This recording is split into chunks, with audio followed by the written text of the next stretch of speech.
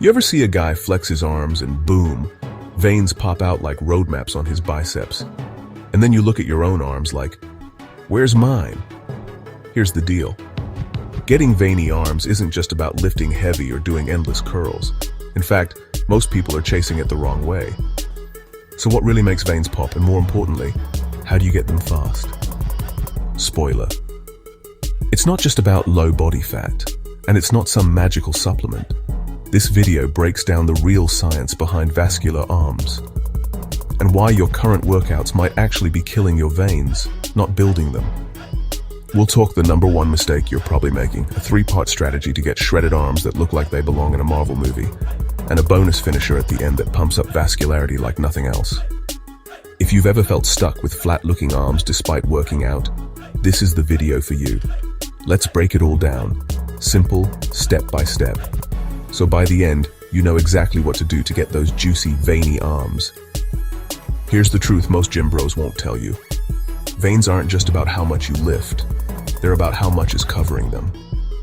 The number one factor in how veiny your arms look: body fat percentage. The leaner you are, the less fat sits between your skin and your veins, meaning they show up louder, clearer, and sharper. For most guys, veins start appearing around 12 to 10% body fat, but for serious definition, you're looking at under 10%. But body fat isn't the only thing. Muscle fullness and blood flow matter too. Ever notice your veins go wild during a good pump? That's your muscles demanding blood, increasing vascular pressure, and forcing veins closer to the skin. The more muscle you have, the more dramatic the effect. Bigger muscles push veins outward, closer to the surface. Then there's hydration and sodium balance. When you're dehydrated or your sodium's off, your body retains water under the skin, smoothing out definition. But when your balance is right, your skin tightens, your muscles pop, and so do your veins. That's why professional bodybuilders peak by dialing in sodium, water, and carbs. Now let's talk carbs. When you eat carbs, your muscles soak up glycogen. And for every gram of glycogen, you also store water inside the muscle. That's a good thing. More stored glycogen equals fuller muscles, which means better vascularity. Oh, and genetics. Yeah, they play a role, but not nearly as much as people use it for an excuse. You can absolutely train and diet your way into vascular arms. It's not just for the genetically gifted. Bottom line, visible veins equal low fat, full muscles, tight skin, and good blood flow. Alright, now that you know what really affects vascularity, let's break down the 3-part strategy to actually make it happen. If you follow these steps consistently, those roadmap veins are just a matter of time. Training. Maximize the pump.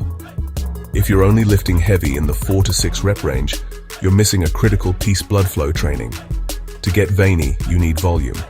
Think 12 to 20 reps with short rest times to flood the muscles with blood. The goal is to chase the pump, not just strength. Add isolation moves like rope hammer curls, reverse curls, and tricep pushdowns with high reps. Supersets and drop sets are your best friends. Why? Because they increase metabolic stress, which drives blood into the muscles and pressurizes the veins under your skin. Nutrition: cut fat, keep fullness. You won't see veins if they're buried under fluff. That means leaning out safely. Focus on a slight caloric deficit, high protein, moderate carbs, and stable sodium intake. But don't cut carbs completely. That's a huge mistake. Carbs fill your muscles with glycogen and water. The trick: time your carbs around your workouts to stay full and vascular, especially with fast-digesting sources like white rice, bananas, or honey. Also, monitor your water and sodium balance. Too little sodium or inconsistent water intake causes your body to hold water under the skin, smoothing out those veins. Stick with electrolyte-rich water, sea salt, and consistency. Conditioning: increase blood flow and skin tightness.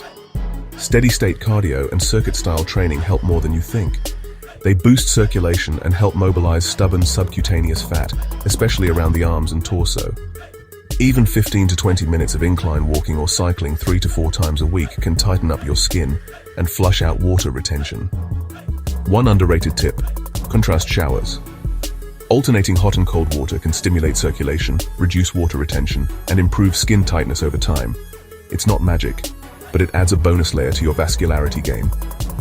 This three-part combo, pump training, lean nutrition, and high circulation conditioning, is the proven formula. No fads, no fluff. Just a system that, if followed, will turn those flat arms into shredded, veiny masterpieces. Let's be real. If your arms still look soft no matter how much you train, there's a high chance you're making at least one of these mistakes. These are the silent killers of vascularity. Mistake number 1, bulking too hard too long. Trying to bulk up with zero control over your diet. Bad move. You might build some muscle, sure, but if you're constantly in a calorie surplus, you're just layering fat over those veins. A clean bulk still requires precision. Going overboard on calories will bury any definition you've earned. Mistake number 2, never doing pump work. Only training for strength? That's like trying to sculpt veins with a sledgehammer. Without high-rep blood flow focused sets, your arms never get the vascular pressure needed to force those veins outward. Add in more supersets, finishers, and time under tension sets, your veins will thank you. Mistake number 3, messing up water and sodium balance. Cutting water, slashing sodium.